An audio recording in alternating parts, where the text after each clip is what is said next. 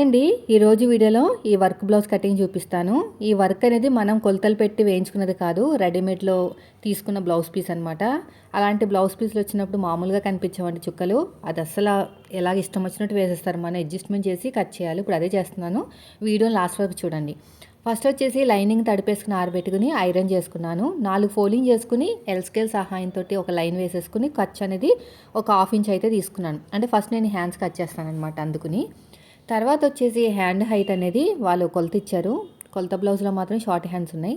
10.5 ఇంచులు ఖర్చులు ఒక 1/2 ఇంచ్ కింద 1/2 ఇంచ్ వదిలేసుకుని మార్కింగ్ వేసుకున్నాను అనమాట. నెక్స్ట్ వచ్చేసి మనం తీసుకున్న ఆది బ్లౌజ్ ఉంటుంది కదా, దీంట్లో ఆర్మ్ లూజు బ్లౌజ్ని ఉల్టా తిప్పేసుకుని పైన షోల్డర్ కుట్టు తెగించి ఇలా సైడ్ జాయింట్ వరకు చెక్ చేసుకుంటే నాకెంత వచ్చిందంటే 8 మీద 5 గీతలు, 8.5. కుట్టేటప్పుడు కొంచెం లూజ్గా కుట్టుకోవాలి, ఎందుకంటే అది ప్లెయిన్ బ్లౌజు మనం కుడుతుందేమో అని. లైనింగ్ బ్లౌజ్ కదా, మళ్ళీ టైట్ అయిపోతుంది. 8వ నెంబర్తో వస్తే చంక డౌన్ 3.5 తీసుకోవాలి. బాగా గుర్తుపెట్టుకోండి. ఫస్ట్ స్టార్టింగ్లో ఎండింగ్లో 3.5 ఉండాలన్నమాట. ఇది అయిపోయిన తర్వాత ఇలా లైన్ వేసేసుకోండి. ఇలా లైన్ వేసేసుకుని మీరు క్రాస్గా చూసుకుంటే 8.5, స్ట్రైట్గా చూసుకుంటే 7.5. ఆర్మ్ లూజ్ అనేది స్ట్రైట్గా చూసుకుంటే 1 ఇంచ్ మైనస్ చేయాలి, ఎందుకంటే కర్వ్ తిరుగుతుంది కదా, కరెక్ట్గా సెట్ అయిపోతుంది అనమాట. ఇప్పుడు వచ్చేసి హ్యాండ్ లూజు అదేవిధంగా ఖర్చుల కోసం 2 ఇంచులు. ఆర్మ్ లూజు స్ట్రైట్గా చూసుకుని సగానికి ఒక మార్కింగ్ వేసుకుని లైన్ వేసుకుంటే మనం బ్యాక్ పార్ట్ కరువు ఫ్రంట్ పార్ట్ కరువు తీయడానికి ఈజీగా ఉంటుంది. సో ఇక్కడ ఈ కార్నర్ దగ్గర నుంచి 8వ నెంబర్ వచ్చింది కాబట్టి 1.5 ఎక్కువ, అంటే పాతకు 2 ఇంచులు. షోల్డర్ దగ్గర ఏ సైజు వాళ్ళకైనా 1 ఇంచే తీసేసుకోండి. కరువు స్కేల్ తోటి ఇలా నేను వీడియోలో చూపించినట్టు నీట్గా కరువు అనేది తిప్పేసుకోండి ఇలాగా. మళ్ళీ ఇప్పుడు 1/2 ఇంచ్ లోతు తీసుకోండి. కరువు తిరిగిన చోట ఒక లైన్ ఉంది కదా, అక్కడ 1 ఇంచ్ మన వైపుకి ఒక మార్కింగ్ వేయండి. ఇలాగా మళ్ళీ కర్వ్ అనేది ఇలా తిప్పేసుకోండి, ఇలా వీడియోలో చూపించినట్టు. అంతే. ఇప్పుడు ఎలాగైతే మార్కింగ్ వేసామో సేమ్ అదే విధంగా కటింగ్ చేసుకుంటూ వెళ్ళిపోవాలి ఇలా నీట్గా. మిడిల్ ఒక చిన్న టక్ ఇచ్చేసేయండి. ఇక్కడ ఎగస్ట్రా ఉన్న క్లాత్ని కూడా నీట్గా కట్ చేసేయండి. ఇక్కడ ఎగస్ట్రా ఉన్న క్లాత్ని కూడా కట్ చేసుకోండి. మిడిల్ ఒక చిన్న టక్ అయితే ఇచ్చేసేయండి. ఇచ్చిన తర్వాత ఇప్పుడు 2 లేయర్స్ని సపరేట్గా తీసేసుకుని లోతు అనేది కట్ చేసుకోవాలి. ఓన్లీ 2 లేయర్స్ ఎందుకు తీసుకోవాలంటే ఫ్రంట్ పార్ట్ లోతు లెఫ్ట్ రైట్ అనమాట, అందుకుని. అయిపోయిందండి ఇది కూడా. ఇప్పుడు ఫోల్డింగ్ అనేది మన వైపుకు ఉండాలండి, ఇలాగనమాట. ఇలా స్ట్రైట్గా ఒక లైన్ వేసేసేయండి. ఎగస్ట్రా ఖర్చు కోసం ఒక 1/2 ఇంచ్ తీసుకోండి. నెక్స్ట్ వచ్చేసి ఇక్కడ చూడండి, ఇలా బ్లౌజ్ నీట్గా సదిరేసుకోండి. బ్లౌజ్ నీట్గా సదిరేసుకుని అడ్డంగా ఒక స్కేల్ అయితే పెట్టండి. మనకి ఫ్రంట్ పార్ట్ నెక్ అనేది తెలుస్తుంది. ఇలాగా ఫ్రంట్ పార్ట్ నెక్ తెలుస్తుంది, చెస్ట్ కూడా తెలుస్తుంది. మంచిగా నీట్గా అద్దేసుకోండి, అంటే మనకి ఒంటి మీదకి వెళ్తే బ్లౌజ్ ఎలా ఉంటుందో అలాగా. ఫ్రంట్ పార్ట్ ఉక్సు పట్టి వైపు చెక్ చేసుకోండి. సాగదీయటాలు అవి ఏం చేయొద్దు. నార్మల్గా మనం బ్లౌజ్ వేసుకుంటే ఎంతవరకు అయితే సాగుతుందో అంతవరకే సాగదీయాలి, మరీ ఎక్కువ సాగదీయకూడదు. సాగదీస్తే మనకి 1 సైడ్ చెస్ట్ అనేది వస్తుంది అనమాట. సో నాకు వచ్చేసి తక్కువ 10 ఇంచులు వచ్చింది. ఎగస్ట్రా ఖర్చు కోసం 2 ఇంచులు. అయిపోయిందండి. ఇప్పుడు నెక్స్ట్ వచ్చేసి ఇది కొంచెం సాగదీస్తూ పట్టుకోండి. ఇది 2x2 పీసు, కొంచెం బాగా సాగదీస్తూ మార్కింగ్ వేసుకోవాలి, లేదంటే మనకి పొడుగు అనేది తక్కువైపోయే ఛాన్సెస్ ఉంటుంది అనమాట. ఇలా పట్టేసుకొని సాగదీయండి. పైన ఖర్చులు, కింద ఖర్చులు, పైన ఖర్చులతో కలిపి మార్కింగ్ వేసుకోండి. మళ్ళీ ఎల్ స్కేల్ సహాయంతో మళ్ళీ ఇప్పుడు నెక్ డీప్ తెలియాలంటే మనం తీసుకున్న ఆది బ్లౌజ్లో వీపు పార్ట్ హైట్ ఎంత ఉందో ఖర్చులతో కలిపి మార్కింగ్ వేసేసుకోండి. సో ఇక్కడ కూడా అంతే, కింద ఎంత అయితే చెస్ట్ వచ్చిందో పైన కూడా అంతే చెస్ట్ అనేది తీసేసుకోండి. తీసుకుని ఇలా స్ట్రైట్గా లైన్ వేసేసేయండి. ఇక్కడ కూడా అంతే. నెక్స్ట్ వచ్చేసి ఇక్కడ కూడా 10 ఇంచులు ఉందా మధ్యలో కూడా చూసుకోండి, పైన కింద మధ్యలో 3 చోట్ల చూసుకుంటే సరిపోతుంది. ఫుల్ షోల్డర్ వచ్చేసి 5.7 తీసుకుంటున్నాను. నెక్ వచ్చేసి 2.5 ఇంచులు తీసుకుని ఎగస్ట్రా ఖర్చు కోసం 1/2 ఇంచు. ఇక్కడ కింద వచ్చేసి 3.5 ఇంచులు తీసుకుంటున్నాను. వీళ్ళకి బాడీ ఎక్కువ ఉంటుంది, ఆర్మ్ లూజ్ తక్కువ ఉంటుంది అనమాట. అందుకని ఫుల్ షోల్డర్ అనేది మొత్తం 6 ఇంచులు సరిపోతుందండి. 6 ఇంచులు చాలు, 40 కదా, 6 ఇంచులు ఓకేనా. ఫుల్ షోల్డర్ 6 ఇంచులు, నెక్ ఏమో పైన 2.5, కింద వచ్చేసి 3.5. బాడీ ఎక్కువ వీళ్ళకి వెనకాల. డౌన్ వచ్చేసి మనకి 6 ఇంచులు అయితే తీసుకుంటున్నాను, చూద్దాం. ఎందుకంటే ఆర్మ్ లూజ్ అనేది 8.5 ఉంది, అందుకని చూడాలన్నమాట. ఇలా స్ట్రైట్గా లైన్ వేసేసుకుని షోల్డర్ దగ్గర ఎంతైతే ఖర్చు కావాలో అంత వదిలేసుకుని ఇప్పుడు కర్వ్ స్కేల్ తోటి నీట్గా ఇలాగా కర్వ్ అనేది తిప్పేసుకోండి, ఇలా నేను చూపించినట్టు.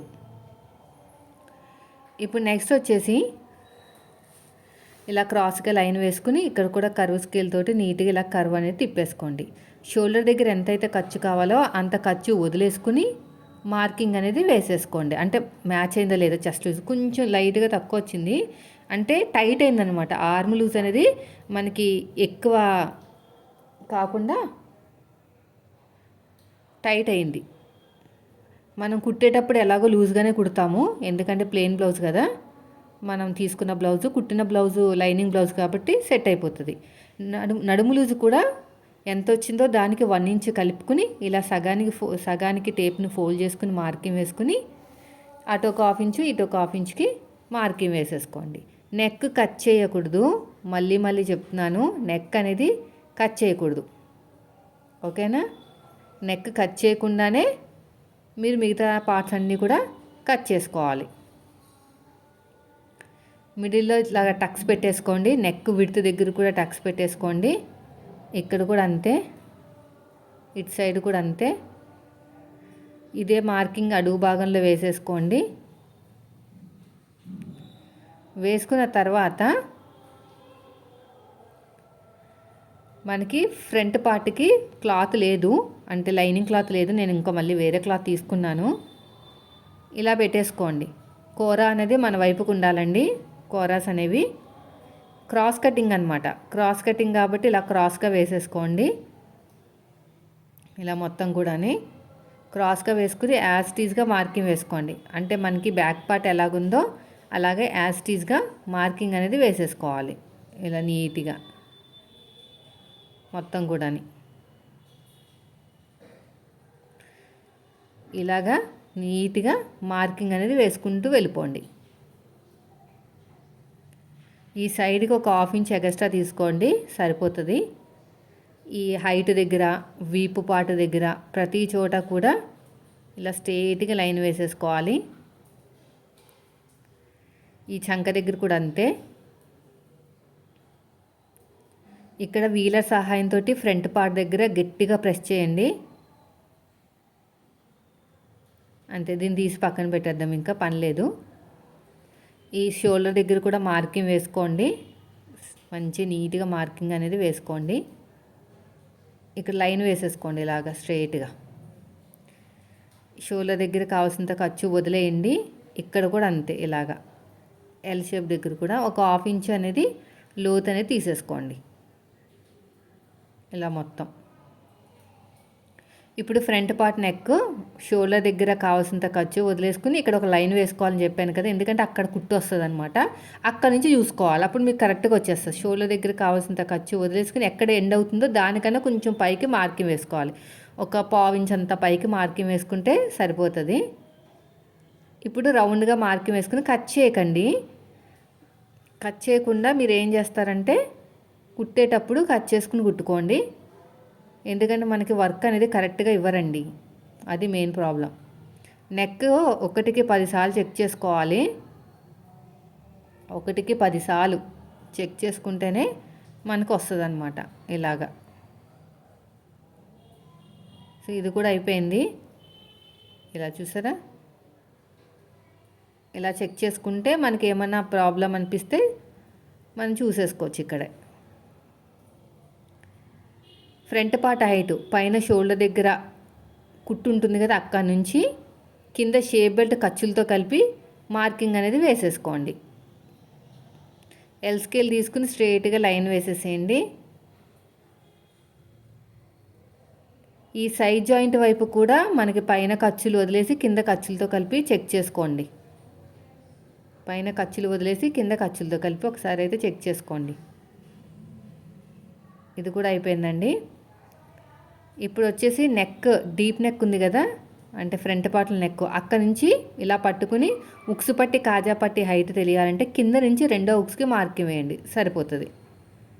పైన షోల్డర్ దగ్గర కావాల్సినంత ఖర్చు వదిలేసుకుని కింద షేప్ బెల్ట్ జాయిన్ చేయడానికి ఖర్చులతో కలిపి మార్కింగ్ వేశాను. ఇది కూడా అయిపోయింది. మన వైపు నుంచి 2.5, డాట్కి మధ్యన గ్యాప్ 1 ఇంచ్ అనేది తీసుకోవాలి. అంతే. ఇలా షేప్ ఇచ్చేసేయండి.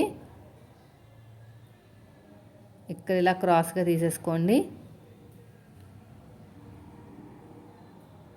ఇలా మంచిగా చూసుకోండి. ఇక్కడ నాకు చూసారా, నెక్ దగ్గర ఒక 1/2 ఇంచ్ వదిలేసుకుని దాన్ని రెండిట్ల మధ్యలో ఒక డాట్ వేసుకున్నాను. తర్వాత ఉక్సు పట్టి దగ్గర డాట్ అయిపోయిన తర్వాత మెయిన్ డాట్ హైట్ ఖర్చులతో కలిపి కింద షేప్ బెల్ట్ జాయిన్ చేయాలి కదా, ఖర్చులతో కలిపి మళ్ళీ అక్కడ కూడా మార్కింగ్ అనేది వేసేసుకోండి. ఇప్పుడు ఎలాగైతే మార్కింగ్ వేసామో సేమ్ అదే విధంగా కటింగ్ చేసుకుంటూ వెళ్ళిపోవాలి. ఇలా వీడియోలో చూపించినట్టు గట్టిగా ప్రెస్ చేయండి. గట్టిగా ప్రెస్ చేస్తే వీలర్ ఇక్కడ ఇలా కొంచెం క్రాస్ ఉండాలండి. నెక్ దగ్గర మాత్రం కరెక్ట్గా ఉండాలి, కిందకు వచ్చే దగ్గర క్రాస్ ఉండాలి. ఎందుకంటే కొంతమందికి ఉక్సుపట్టి కాజాపట్టి మధ్యన గ్యాప్ వస్తుంది అంటారు కదా, ఆ ప్రాబ్లం సాల్వ్ అవుతుంది అనమాట. నెక్ దగ్గర మాత్రం ఖర్చు పెట్టకూడదు, ఎందుకంటే మళ్ళీ లూజ్ వచ్చేస్తుంది నెక్ అనేది. నెక్ దగ్గర కరెక్ట్గా ఉండాలి. ఇక్కడికి వచ్చేసరికి ఒక 1/4 ఇంచ్ అంతా క్రాస్గా తీసుకోవాలి అంతే, మరి ఎక్కువ అవసరం లేదు కూడా. ఇలాగా ఇక చిన్న టక్ ఇచ్చేసేయండి, ఇక్కడ చిన్న టక్ ఇచ్చేసేయండి, ఇక్కడ కూడా అంతే. అడుగు భాగంలో ఒక మార్కింగ్ అనేది వేసేసుకోండి, సరిపోతుంది. అంతేనండి. ఇప్పుడు ఇక్కడ కూడా మార్కింగ్ వేసేసుకోండి ఇలా చక్కగా రౌండ్గా. ఇక్కడ చిన్న టక్ ఇచ్చేసేయండి. ఇప్పుడు బ్యాక్ పార్ట్ మీద ఫ్రంట్ పార్ట్ పెట్టేసుకుని చెక్ చేసుకుందాం. మనకి సైడ్ జాయింట్ అనేది ఎక్కువ తక్కువ రాకుండా షేప్ బెల్ట్ని ఎలా జాయిన్ చేసుకోవాలనేది ఇలా ఇలా కరెక్ట్గా పెట్టేసుకుని ఇలా పెట్టేసుకోవాలి కరెక్ట్గా. ఒక 1/4 ఇంచ్ టేపుని పైకి వదిలేయాలి ఇలాగా. సో నాకు వచ్చేసి 2.5 ఇంచులు కన్నా ఎక్కువ వచ్చింది. మన నడుము దగ్గర షేప్ ఇస్తాం కదా, అలాగా ఇలా మార్కింగ్ అనేది కొంచెం క్రాస్కి ఇలాగా కట్ చేసేయండి, సరిపోతుంది. ఎందుకంటే నడుము దగ్గర షేప్ అనేది వస్తుంది అనమాట కరెక్ట్గా. ఇప్పుడు నాకు 2.5 ఇంచులు అయితే వచ్చింది. ఇప్పుడు షేప్ బెల్ట్ నా దగ్గర క్లాత్ ఉంది కదా, ఫస్ట్ వచ్చేసి కూర ఉన్న క్లాత్ నీట్గా కట్ చేసేద్దాము. ఇలాగా పొడుగు వచ్చేసి ఒక 11.5 ఇంచులు అయితే తీసేసుకోండి. 11.5 ఇంచులు 40 కాబట్టి 11.5 ఇంచులు అయితే ఉండాలి. ఇప్పుడు సైడ్ జాయింట్ వైపుకి 2.5, ఉక్సు పట్టి వైపుకి ఒక 1/2 ఇంచ్ టేపుని పైకి వదిలేస్తే మనకి 3 ఇంచులు 3.5 వరకు అయితే వచ్చింది. మార్కింగ్ వేసుకోండి. ఇలా నీట్గా కటింగ్ చేసేసుకోండి. ఇక్కడ కూడా అంతే, ఇలాగా. ఇంకొక లేయర్ కావాలి కదా, అంటే ఉక్సు పట్టి వైపుకి 3.5 దాకా వచ్చింది. సైడ్ జాయింట్ వైపుకి 2.5, షేప్ దగ్గర వచ్చేసి 3 ఇంచులు అంతే. ఇప్పుడు ఎలాగైతే మార్కింగ్ వేసుకున్నామో సేమ్ అదే విధంగా కటింగ్ చేసేసుకోండి. ఇలా నీట్గా కటింగ్ అనేది చేసేసుకోవాలి.